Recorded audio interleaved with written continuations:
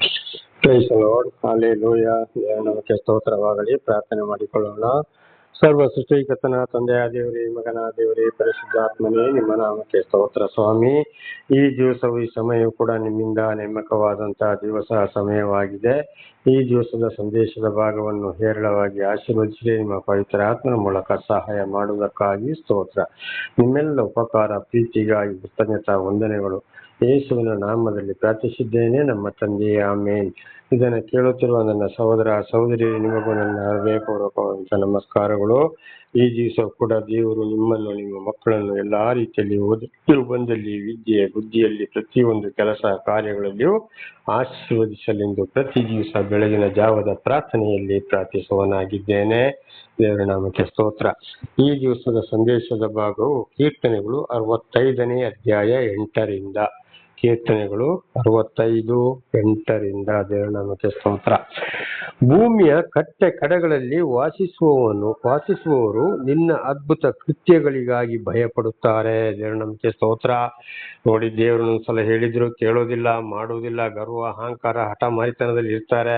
ಇಂಥ ಒಂದೊಂದು ಅದ್ಭುತ ಕೃತ್ಯಗಳನ್ನು, ಬಹಳ ಶಿಕ್ಷೆಯನ್ನು ನೋಡಿದಾಗ ಒಂದೊಂದು ಕೆಲಸ ಕಾರ್ಯಗಳು ಭೂಮಿ ಮೇಲೆ ನಡೀತಾ ಇರುವಂತಹ ಒಂದೊಂದು ಕಠಿಣವಾದ ಕಷ್ಟ ಸಂಕಟ ದುಃಖಗಳು ಕಾರ್ಯಗಳು ನಡೆಯುವಾಗ, ಅಯ್ಯೋ ಹೌದಪ್ಪ, ಇದೆಲ್ಲ ದೇವರ ಕೋಪ. ನೋಡು, ಆ ದೇವಸ್ಥಾನ ಹೋಯ್ತು, ಈ ದೇವಸ್ಥಾನ ಹೋಯ್ತು, ಆ ಮಂದಿರ ಹೋಯ್ತು, ಈ ಚರ್ಚ್ ಹೋಯ್ತು, ಆ ಮಸೀದಿ ಹೋಯ್ತು, ಈ ಮಸೀದಿ ಹೋಯ್ತು, ದೊಡ್ಡ ದೊಡ್ಡ ಕರಳುಗಳು ಬಿದ್ದವು, ಬೆಂಕಿ ಬಿದ್ದವು, ಬಿಲ್ಡಿಂಗ್ಗಳು ಬಿದ್ದು ಹೋದವು, ವಾಹನಗಳು ಕೊಚ್ಚಿ ಹೋದವು, ದೊಡ್ಡ ದೊಡ್ಡ ಕಾಯಿಲೆಗಳು, ರಾಶಿ ಹೆಣಗಳು ಬಿದ್ದವು.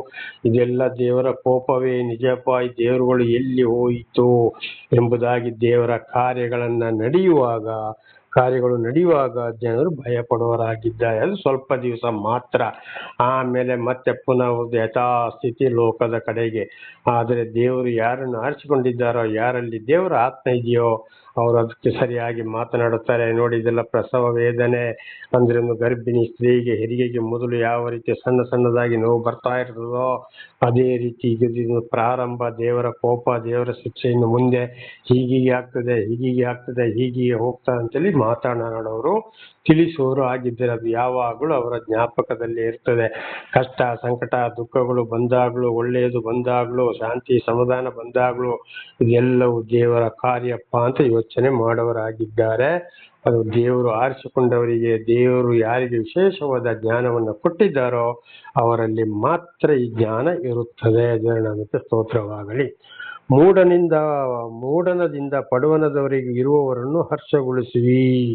ಮೂಡನೆಂದ್ರೆ ಪೂರ್ವ, ಪಡುವನೆಂದರೆ ಯಾವುದು ಪಶ್ಚಿಮ. ಹಾಗೆ ಎಲ್ಲ ಕಡೆಗೂ ಏನ್ ಮಾಡುತ್ತೆ, ದೇವರು ಆದುಕೊಂಡವರನ್ನ ಮಾತ್ರ ದೇವರು ಸಂತೋಷಗೊಳಿಸುತ್ತಾರೆ. ಅವರು ಪ್ರತಿ ಒಂದು ಜ್ಞಾನವನ್ನು ಅವರಿಗೆ ಇರ್ತದೆ. ಯಾವ ಟೈಮಲ್ಲಿ ಹೇಗೆ ಆಗ್ತದೆ, ಏನಾಗ್ತದೆ, ನಾವು ಕೂಡ ಯಾವ ರೀತಿಯಲ್ಲಿ ಜೀವಿಸಬೇಕು, ನಾವು ಹಿಂದೆ ಏನಿದ್ದೇವೆ ಅಂತೇಳಿ ದೇವರು ಅವರನ್ನು ನಡೆಸ್ತಾ ಇರ್ತಾರೆ. ಅವರ ಜೀವಿತದಲ್ಲೆಲ್ಲ ದೇವರು ಕಾರ್ಯಗಳನ್ನ ಮಾಡ್ತಾ ಇರ್ತಾರೆ. ಅವರು ಸಂತೋಷವಾಗಿರ್ತಾರೆ. ಅವರಿಗೆ ದೊಡ್ಡ ಮನೆ ಇಲ್ಲದ್ರು ಸರಿ, ಒಂದು ಸಣ್ಣ ಗುಡಿಸಲಿದ್ರು ಸರಿ, ಬಂಗಾರ ಇಲ್ಲದಿದ್ರು ಸರಿ, ಬೆಳ್ಳಿ ಇಲ್ಲದಿದ್ರು ಸರಿ, ಒಳ್ಳೆ ಅಲಂಕಾರ ಇಲ್ಲದಿದ್ರು ಸರಿ, ಇರುವುದರಲ್ಲಿ ಸಂತೋಷವಾಗಿ ಊಟ ಮಾಡುತ್ತಾ ಕಾಲ ಕಳೆದು, ಇವತ್ತಿಷ್ಟು ದುಡಿದಿದ್ದೇವೆ, ಇದರಲ್ಲಿ ಎಲ್ಲ ಖರ್ಚು ಮಾಡಬಾರ್ದು, ನಾಳೆಗೂ ನಾವು ಇಷ್ಟುಕೊಳ್ಬೇಕು, ಒಂದೇ ಸಲ ತಿಂದು ಮುಗಿಸಬಾರ್ದು, ಈ ಲೋಕದ ವಿಷಯಗಳಿಗೆ ನಾವು ಹೋಗ್ಬಾರ್ದು, ನಾಳೆ ಯಾವ ಕಷ್ಟಗಳು ಬರ್ತವೆ ಗೊತ್ತಿಲ್ಲ ಅಂತೇಳಿ ಹಾಗೆ ಮುಂದೆ ದಿವಸವನ್ನು ಸಂತೋಷದಿಂದ ಕಳೆಯುವವರಾಗಿದ್ದಾರೆ. ಇದುವೇ ಆಗಿದೆ ದೇವರ ಒಂದು ಆಶೀರ್ವಾದ, ಅವರನ್ನ ಸಂತೋಷಗೊಳಿಸುವಂಥದ್ದು. ದೇವರ ನಾಮಕ್ಕೆ ಸ್ತೋತ್ರ. 9ನೇ ವಚನ 65:9. ನೀನು ನಮ್ಮ ದೇಶವನ್ನು ಕಟಾಕ್ಷಿಸಿ ಅದರ ಮೇಲೆ ಮಳೆ ಸುರಿಸಿ ಚೆನ್ನಾಗಿ ಹದಗೊಳಿಸುತ್ತಿ. ನೋಡಿ, ಲೋಕ ಪರಿಪಾಲನೆಗಾಗಿ ಇಲ್ಲಿವರೆಗೆ ಆಯ್ತು. ಈಗ ಫಲ ಸಮೃದ್ಧಿಗಾಗಿ ದೇವರ ಒಂದು ಪ್ರೀತಿ ಏನು, ಭೂಲೋಕದ ಕಡೆಯಿಂದ ಹೋಗಿ ಭೂಲೋಕದ ಕಡೆಗೆ ಅಂದ್ರೆ ಉತ್ತರ ದಿಕ್ಕಿಗೆ ಇನ್ನೂ ಅದು ಎಲ್ಲಿ ಇದೆ ಅಂತೇಳಿ ಕಂಡುಹಿಡಿಯಲು ಸಾಧ್ಯವಾಗಿಲ್ಲ. ನಮ್ಮ ಲೋಕದ 3 ಕಡೆ ಸಮುದ್ರಗಳನ್ನ ಕಂಡುಹಿಡಿದಿದ್ದಾರೆ. 4 ಕಡೆಗೆ ಅಂದ್ರೆ ಉತ್ತರ ಭಾಗದಲ್ಲಿ ಸಮುದ್ರವು ಎಲ್ಲಿದೆ, ಎಲ್ಲಿವರೆಗೆ ಭೂಮಿ ಇದೆ ಅಂತ ಇನ್ನೂ ಕಂಡುಹಿಡಿಯಲು ಆಗಲಿಲ್ಲ. ಅಲ್ಲಿವರೆಗೆ ಇನ್ನೂ ಯಾರು ತಲುಪಲು ಸಾಧ್ಯವೂ ಕೂಡ ಇಲ್ಲ. ಅಂಥಲ್ಲಿಂದ ಇದಕ್ಕೆ ಯೋಬನು ಕೂಡ ಇದನ್ನೇ, ಯೋಬನ ಪುಸ್ತಕದಲ್ಲಿ ಕೂಡ ಬೈಬಲಲ್ಲಿ ನಾವು ಇದನ್ನ ಓದಿಕೊಳ್ಳಬಹುದು. ಭೂಮಿಯ ಕಡೆಯಲ್ಲಿ ಹೋಗಿ ಸಮುದ್ರ, ಆಕಾಶ ಹೋಗಿ ಸಮುದ್ರಕ್ಕೆ ಮುಟ್ಟಿದೆ.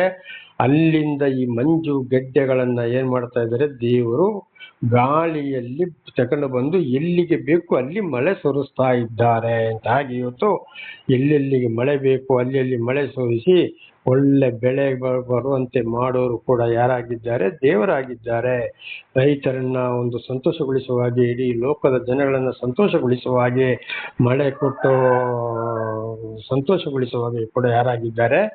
ದೇವರಾಗಿದ್ದಾರೆ. ಒಂದೊಂದು ಸಮಯದಲ್ಲಿ ಮಳೆ ಜಾಸ್ತಿಯಾಗಿ ಸರ್ವನಾಶವಾಗಿ ಹೋಗ್ತದೆ, ಕೊಚ್ಚಿ ಹೋಗ್ತದೆ. ಆಗ ಅದೇನಪ್ಪಾ ಅಂತ ಒಂದು ಪ್ರಶ್ನೆ ಬರಬಹುದು. ಆಗ ದೇವರು ಹೀಗೆ ಮಾಡಿದ್ನ ಅಂತ.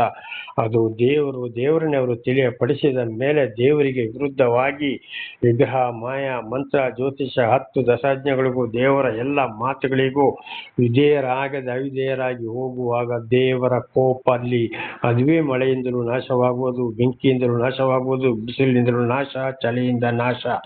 ಆದರೆ ದೇವರ ಮಾತನ್ನು ಕೇಳಿದಾಗ ಖಂಡಿತವಾಗಿ ಇವತ್ತು ಭೂಲೋಕಕ್ಕೆ ಯಾವುದೇ ಕಷ್ಟ, ಸಂಕಟ, ದುಃಖಗಳು ಬರಲು ಸಾಧ್ಯವೇ ಇಲ್ಲ. ಹಾಗೆ ಅದರಲ್ಲಿ ಕೂಡ ಆಗ ಅದರಲ್ಲಿ ಒಂದು ನಾವು ಯೋಚನೆ ಮಾಡಬೇಕಂತ ವಿಷಯ ಏನಪ್ಪ ಅಂದ್ರೆ, ಇವತ್ತೊಂದು ಗ್ರಾಮದಲ್ಲಿ ಒಬ್ಬನೇ ಒಬ್ಬ ಇರಬಹುದು, ದೇವರಿಗೆ ಸರಿಯಾಗಿ ನಡ್ಕೊಳ್ಳೋನು, ದೇವರ ವಾಕ್ಯಕ್ಕೆ ವಿಧೇಯರಾಗಿ ಜೀವಿಸುವರು. ಆಗ ಅವನಿಗೆ ಯಾಕೆ ಕಷ್ಟ ಬಂತು ಅಂತ ಹೇಳ್ತೀವಿ. ಒಂದು ಕಡೆ ಮಳೆ ಬಂದ್ರೆ ಅದು ಯೇಸುಸ್ವಾಮಿ ಕೂಡ ಅದನ್ನೇ ಹೇಳಿದ್ದಾರೆ, ಅನೀತಿವಂತರ ಮೇಲೆಯೂ ನೀತಿವಂತರ ಮೇಲೆಯೂ ನಾನು ಮಳೆ ಸುರಿಸ್ತೀನಲ್ವೋ, ಅನೀತಿವಂತರ ಮೇಲೆಯೂ ನೀತಿವಂತರ ಮೇಲೆಯೂ ನನ್ನ ಬಿಸಿಲು ಬೀಳ್ತದಲ್ವೋ ಅಂತೇಳಿ. ಈ ಒಬ್ಬರನ್ನೇ ಮಾತ್ರ ಉದ್ಧಾರ ಮಾಡಲು ಆಗೋದಿಲ್ಲ, ಅವರಿಗೆ ಮಾತ್ರ ಒಳ್ಳೇದು ಮಾಡಕ್ಕೆ ಸಾಧ್ಯವೋ ಇಲ್ಲ. ಈ ಒಣಗಿದರ ಜೊತೆಲಿ ಹಸಿ ಕೂಡ ಬೆಂದು ಹೋಗ್ತದೆ, ಅದು ಕೂಡ ಯೇಸುಸ್ವಾಮಿ ಹೇಳಿದ್ದಾರೆ. ಈ ಹಸಿ ಮರಕ್ಕೆ ಈ ಗತಿ ಆದರೆ ಒಣಗು ಮರಕ್ಕೆ ಆಗುವ ಗತಿ ಏನಪ್ಪಾ ಅಂತೇಳಿ. ಆವಾಗ ಯಾರು ಒಂದು ಗ್ರಾಮದಲ್ಲಿ ಒಂದೇ ಒಂದು ಕುಟುಂಬ ಅಥವಾ ಒಬ್ಬನೇ ದೇವರ ದರ್ಶನವಾಗಿ ದೇವರೊಂದಿಗೆ ಜೀವಿಸಲು ಹೊರಟಾಗ ದೇವರು ಯಾರನ್ನ ನಡೆಸ್ತಾರೋ ಅವರು ಕೂಡ ಈ ಕಷ್ಟಗಳು ಬಂದೇ ಬರುತ್ತವೆ. ಆದರೆ ಒಂದಲ್ಲ ಒಂದು ರೀತಿಯಲ್ಲಿ ಆ ಮನುಷ್ಯನಿಗೆ ದರ್ಶನ ಕೊಡ್ತಾರೆ, ಅಥವಾ ಆ ಮನುಷ್ಯನನ್ನು ರಕ್ಷಣೆ ಮಾಡ್ತಾರೆ, ಅಥವಾ ಒಂದೇ ಆ ಮನೆಯವರು ಇಡೀ ದೇವರಲ್ಲಿ ಇದ್ರೆ ಆ ಮನೆಗೆ ರಕ್ಷಣೆ ಕೊಡ್ತಾರೆ. ಇನ್ನೊಬ್ಬರ ಮೂಲಕ, ಸರ್ಕಾರಗಳ ಮೂಲಕವೋ ಊಟ, ಉಪಚಾರ, ಔಷಧಿ, ಬಟ್ಟೆ ಕೊಟ್ಟು ಅವರಿಗೆ ತಂಗುವ ಸ್ಥಾನವನ್ನೆಲ್ಲ ಕೊಟ್ಟು ಏನು ತೊಂದರೆ ಆಗದಾಗೆ ಕಾಪಾಡೋರಾಗಿದ್ದಾರೆ. ಈಗ ನಾವು ನೋಡ್ತೇವೆ, ಒಂದು ಕಡೆ ಬೆಟ್ಟ ಜರಿದು ಬಿಟ್ಟು ಎಲ್ಲ ಸರ್ವನಾಶ, ಅದರಲ್ಲಿ ಒಂದೊಂದೇ ಜೀವ, ಒಂದೊಂದೇ ಮಗು ಬದುಕ್ತದೆ, ಜಲಪ್ರವಾಹದಲ್ಲಿ ಕೊಚ್ಚಿ ಹೋಗ್ತದೆ. ಅಲ್ಲಿ ಒಬ್ಬೊಬ್ಬರಿಗೆ ಒಬ್ಬೊಬ್ಬರಿಗೆ ಸಣ್ಣ ಮಗು ಕೂಡ ಬದುಕುವಂತ ಒಂದು ಅವಕಾಶವನ್ನು ನಾವು ಕಾಣ್ತಾ ಇದ್ದೇವೆ ಇವತ್ತು ಮಾಧ್ಯಮಗಳಲ್ಲಿ. ಇದುವೇ ದೇವರಿಂದ ರಕ್ಷಣೆ ಬರುವಂತದ್ದು. ದೇವರ ನಾಮಕ್ಕೆ ಸ್ತೋತ್ರ. ಇದು ವಿಶೇಷವಾಗಿ ಬೈಬಲಿನಲ್ಲಿ ಕೀರ್ತನೆ 91ರಲ್ಲಿ ಓದುವಾಗ ಅಲ್ಲಿ ದೇವರು ದರ್ಶನ ಕೊಟ್ಟ ಮೇಲೆ ದೇವರು ಯಾರನ್ನ ಬೇಕೋ, ಯಾರು ದೇವರ ಹಿಂದೆ ಹೋಗ್ತಾರೋ ಅವರಿಗೆ ಯಾವ ರೀತಿಯಲ್ಲಿ ರಕ್ಷಣೆ ಎಂಬುದಾಗಿದ್ದು, ರಕ್ಷಣೆ ಒಂದು ವಾಗ್ದಾನ. ಆ ವಾಗ್ದಾನದ ಪ್ರಕಾರ ದೇವರು ಅಲ್ಲಿ ನಡೆಸುವವರಾಗಿದ್ದಾರೆ. ದೇವರ ನಮಗೆ ಸ್ತೋತ್ರ. ಹಾಗೆ ಮಳೆ ಸುರಿಸಿ ಚೆನ್ನಾಗಿ ಬೆಳೆ ಬರುವಾಗೆ ಮಾಡುವುದು ದೇವರೇ ಕೊಟ್ಟು ನೋಡ್ತಾನೆ.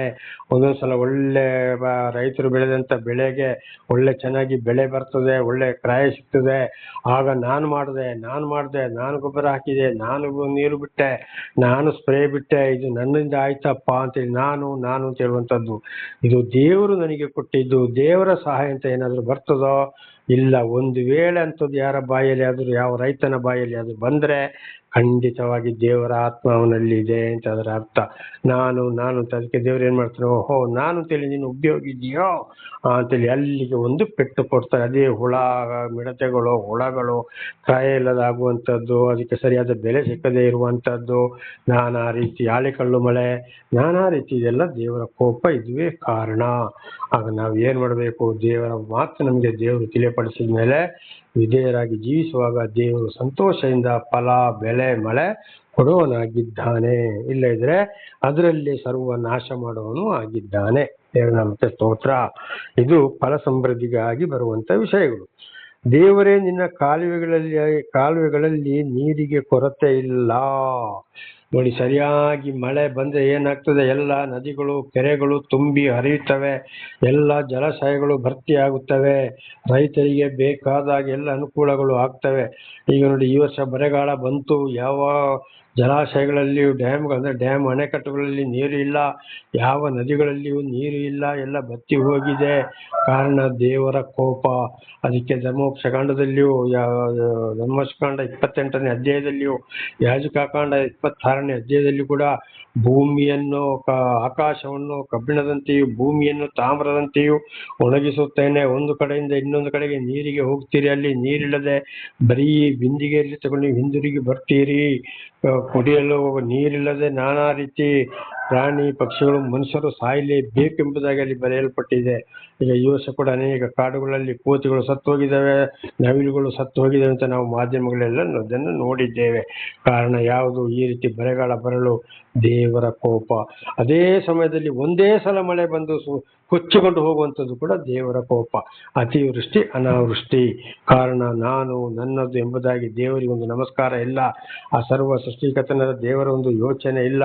ನಾನು ನನ್ನದು ಬದಲಾಗಿ ಹೋಗಿ ಮನುಷ್ಯರ ಕಾಳಿಗೆ ಬೀಳುವಂಥದ್ದು, ಅವನು ಆ ಸ್ವಾಮೀಜಿ ಈ ಸ್ವಾಮೀಜಿ, ಆ ದೇವಮಾನವ ಈ ದೇವಮಾನವ ಅಂತ ಹೇಳಿ, ಅಥವಾ ಯಾವ್ಯಾವುದೋ ವಿಗ್ರಹಗಳಿಗೆ, ಆ ಬಾಯಿ ಬರದ ವಿಗ್ರಹಗಳಿಗೆ ಹೋಗಿ ಪೂಜೆ ಮಾಡುವಂಥದ್ದು, ಅಲ್ಲಿ ಬೋರ್ಡ್ ಹಾಕಿರುವಂಥದ್ದು, ಅಲ್ಲಿ ದುಡ್ಡು ಕೊಡುವಂಥದ್ದು, ಬಡವರ ಬಗ್ಗೆ, ಅನಾಥ ಮಕ್ಕಳ ಬಗ್ಗೆ, ನಿರ್ಗತಿಕರ ಬಗ್ಗೆ ಯೋಚನೆಯೇ ಇಲ್ಲ. ಖಂಡಿತವಾಗಿ ಉತ್ತರ ಸಿಕ್ಕುವುದಿಲ್ಲ. ಸರಿಯಾಗಿ ನಮಗೆ ಮಳೆ ಬೆಳೆ ಸಮೃದ್ಧಿ ಆಗಬೇಕಾದ್ರೆ ಸರ್ವ ಸೃಷ್ಟಿಕರ್ತನಾದ ಆಯಾಯ ಗ್ರಂಥಗಳಲ್ಲಿ ಇರುವಂಥ ಹೆಸರುಗಳ ಬಗ್ಗೆ ಮಾತ್ರ ನಾವು ಗಮನ ಕೊಟ್ಟು ದೇವರ ವಾಕ್ಯಗಳಿಗೆ ವಿಧೇಯರಾಗಿ ಜೀವಿಸಿದಾಗ ಮಾತ್ರ ಶಾಂತಿ ಸಮಾಧಾನದಿಂದ ಜೀವಿಸಲು ಸಾಧ್ಯವೇ ಇಲ್ಲ. ಹಾಗೆ ಇವತ್ತು ಮಳೆ ಬೆಳೆ ಫಲ ಸಮೃದ್ಧಿಗೂ ಕಾರಣ ಯಾರು? ದೇವರೇ. ನಾನೆಂಬುದು ಇಲ್ಲವೇ ಇಲ್ಲ. ದೇವರ ನಾಮಕ್ಕೆ ಸ್ತೋತ್ರವಾಗಲಿ. ಹಲ್ಲೆಲೂಯ. ಹೀಗೆ ಭೂಮಿಯನ್ನು ಸಿದ್ಧ ಮಾಡಿ ಮನುಷ್ಯರಿಗೆ ಧಾನ್ಯವನ್ನು ಒದಗಿಸುತ್ತೀ. ಭೂಮಿಯನ್ನು ಸಿದ್ಧ ಮಾಡಿ, ಭೂಮಿಯನ್ನು ಉಳುವ ಹಾಗೆ ಮಾಡಿ, ಬೀಜ ಬೀಳು ನೋಡಿ. ಈಗ ಭೂಮಿಯನ್ನು ಉಳುವ ಹಾಗೆ ಇವತ್ತು ಮೊದಲು ಎತ್ತುಗಳಿಂದ ಉಳ್ತಾ ಇದ್ರು, ಈಗ ವಾಹನಗಳು ಬಂದಿವೆ. ಅದು ಕೂಡ ಅದೆಲ್ಲ ಪ್ರತಿ ಒಂದು ಯಾರಿಂದ? ದೇವರಿಂದಲೇ ಆಯಿತು. ಈಗ ಅದು ಉಳಕ್ಕೆ ಸಾಧ್ಯವೂ? ಪ್ರತಿಯೊಂದು ಎತ್ತುಗಳಲ್ಲಿ ಉಳ್ಬೇಕಾದ ಎತ್ತುಗಳು ಯಾರಿಂದ ಸೃಷ್ಟಿಯಾದವು? ದೇವರಿಂದ. ಆ ನೇಗಿಲುಗಳಿಗೆ ಕಬ್ಬಿಣದ ಯಾರಿಂದ ಸೃಷ್ಟಿ ಆಯಿತು? ದೇವರಿಂದ. ಇವತ್ತು ಟ್ರ್ಯಾಕ್ಟರ್ಗಳಲ್ಲಿ ಉಳಾಗ್ತದೆ. ಆ ಟ್ರ್ಯಾಕ್ಟರ್ ಮಾಡುವಂತೆ ಮಾಡುವಂಥ ವಿಜ್ಞಾನಿಗಳಿಗೆ ಆ ಜ್ಞಾನ ಶಕ್ತಿಯನ್ನು ಕೊಟ್ಟವರು ಯಾರು? ದೇವರೇ. ಕಬ್ಬಿಣವನ್ನು ಯಾರು ಭೂಮಿ ಒಳಗಿಟ್ಟವರು? ದೇವರೇ. ಅದನ್ನು ಓಡಿಸುವ ಮನುಷ್ಯನಿಗೆ ಶಕ್ತಿ ಸಾಮರ್ಥ್ಯ ಜ್ಞಾನ ಕೊಟ್ಟವರು ಯಾರು? ದೇವರೇ. ಅವರಿಗೆ ಅನ್ನ ಆಹಾರ ಕೊಟ್ಟವರು ಯಾರು? ದೇವರೇ. ಅದಕ್ಕೆ ಡೀಸೆಲ್ ಕೊಟ್ಟವರು ಯಾರು? ಭೂಮಿಯೊಳಗೆ ಡೀಸೆಲ್ ಇಟ್ಟವರು ಯಾರು? ದೇವರೇ ಆಗಿದ್ದಾರೆ. ಆಗ ದೇವರ ಸಾಧ್ಯ ಇಲ್ಲದೆ ಇವತ್ತು ಟ್ರ್ಯಾಕ್ಟರ್ ಆಗಲಿ, ಟಿಲ್ಲರ್ ಆಗಲಿ, ಬುಲ್ಡೋಜರ್ ಆಗಲಿ, JCB ಆಗಲಿ, ಯಾವುದೇ ಒಂದು ವಾಹನಗಳು ತಯಾರಾಗಲಿಕ್ಕೆ ಸಾಧ್ಯವೋ? ಇದು ಕೂಡ ದೇವರ ಒಂದು ಪ್ರೀತಿಯಾಗಿದೆ. ಆಗ ಅದುವೇ ಬಂದು ಇಲ್ಲಿ ಭೂಮಿಯನ್ನು ಉತ್ತು ಅದಕ್ಕೆ ಬೀಜ ಹಾಕಿ ಅದಕ್ಕೆ ನೀರು ಬಿಟ್ಟು, ಆ ಬೀಜ ಯಾರಿಂದ ಉತ್ಪತ್ತಿ ಆಯಿತು? ದೇವರಿಂದ. ನೀರು ಭೂಮಿಯ ಒಳಗಿಂದ ಬೋರ್ವೆಲಿಂದ ಬರುವಂಥದ್ದು, ಕೆರೆಗಳಿಂದ ಬರುವಂಥದ್ದು, ಮಳೆ ಬರುವಂಥದ್ದು. ಈ ನೀರನ್ನ ಯಾರು ಉಂಟು ಮಾಡಿದ್ರು? ಮನುಷ್ಯರು ಉಂಟು ಮಾಡಲಿಕ್ಕೆ ಸಾಧ್ಯವಾಯಿತಾ? ಇಲ್ಲ, ದೇವರಿಂದ. ಆ ನೀರು ಮಳೆ ಅಲ್ಲದೆ ಭೂಮಿಯ ಒಳಗಿಂದ ಬರುವಂಥ ನೀರು ಮೇಲೆ ಬರಬೇಕಾದ್ರೆ ಅದಕ್ಕೆ ಕರೆಂಟ್ ಬೇಕು. ಆ ಕರೆಂಟ್ ಯಾರಿಂದ ಉತ್ಪತ್ತಿ ಆಯಿತು? ನೀರಿನಿಂದ. ಆಗ ನೀರನ್ನು ಯಾರು ಉಂಟು ಮಾಡಿದವರು? ದೇವರು.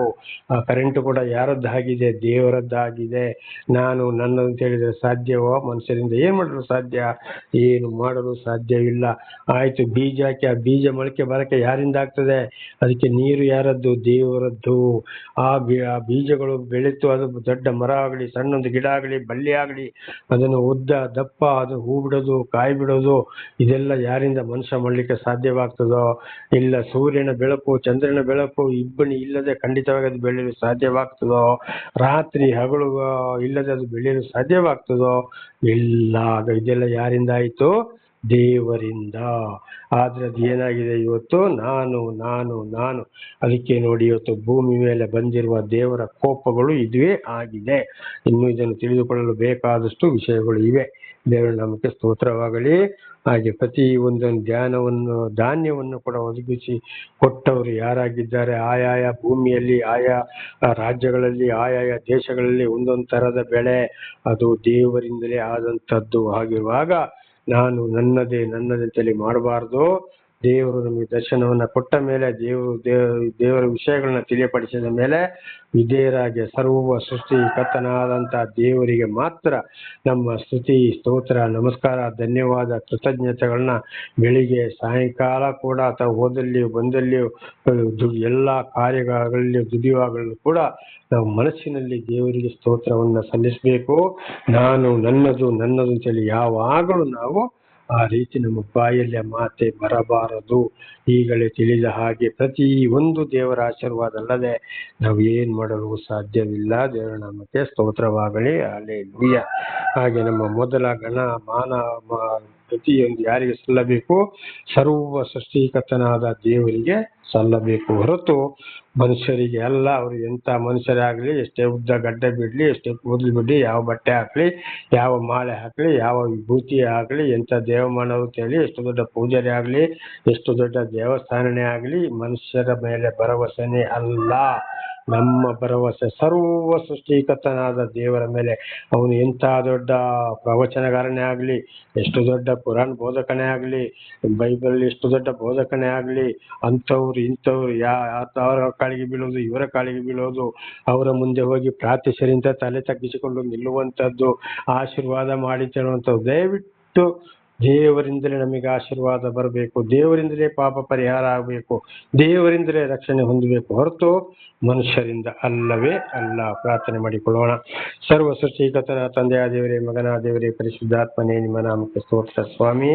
ಇವತ್ತಿನ ಈ ಸಂದೇಶವನ್ನು ನನ್ನ ಸಹೋದರ ಸಹೋದರಿಯನ್ನು ತಿಳಿಸಲು ಆಶೀರ್ವಾದ ಮಾಡಿದಕ್ಕಾಗಿ ಸ್ತೋತ್ರ. ಅವರು ಚೆನ್ನಾಗಿ ಕೇಳಿ ತಿಳಿದುಕೊಂಡು ಜೀವಿಸಿ ನಿಮ್ಮಿಂದ ಆಶೀರ್ವಾದವನ್ನು ಹೊಂದಲು ಬೇಕಾದಂಥ ಜ್ಞಾನವನ್ನು ಅನುಗ್ರಹಿಸಿರಿ.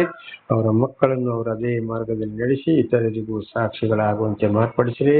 ನಿಮ್ಮ ಪ್ರೀತಿ ಸಹಾಯ ಇಲ್ಲದೆ ಯಾರೂ ಪಾಪ ಪರಿಹಾರದಿಂದ ಬಿಡುಗಡೆಯಾಗಲು ಸಾಧ್ಯವಿಲ್ಲ, ಸಾಕ್ಷಿಗಳಾಗಲು ಸಾಧ್ಯವಿಲ್ಲ, ಯಾವುದು ಏನೂ ನಡೆಯಲು ಸಾಧ್ಯವಿಲ್ಲ ಸ್ವಾಮಿ. ನಿಮ್ಮೆಲ್ಲ ಪ್ರೀತಿಗಾಗಿ ಕೃತಜ್ಞತಾ ವಂದನೆಗಳು. ಯೇಸುವಿನ ನಾಮದಲ್ಲಿ ಪ್ರಾರ್ಥಿಸಿದ್ದೇನೆ ನಮ್ಮ ತಂದೆ, ಆಮೇನ್. ಇದನ್ನು ಕೇಳುತ್ತಿರುವ ನನ್ನ ಸಹೋದರ ಸಹೋದರಿ, ನಿಮಗೂ ನನ್ನ ಹೃದಯಪೂರ್ವಕವಾದ ಧನ್ಯವಾದಗಳು. ದೇವರು ನಿಮ್ಮನ್ನು, ನಿಮ್ಮ ಮಕ್ಕಳನ್ನು ಎಲ್ಲಾ ರೀತಿಯಲ್ಲಿ ಹೇರಳವಾಗಿ ಆಶೀರ್ವದಿಸಲಿ. ಆಮೇನ್.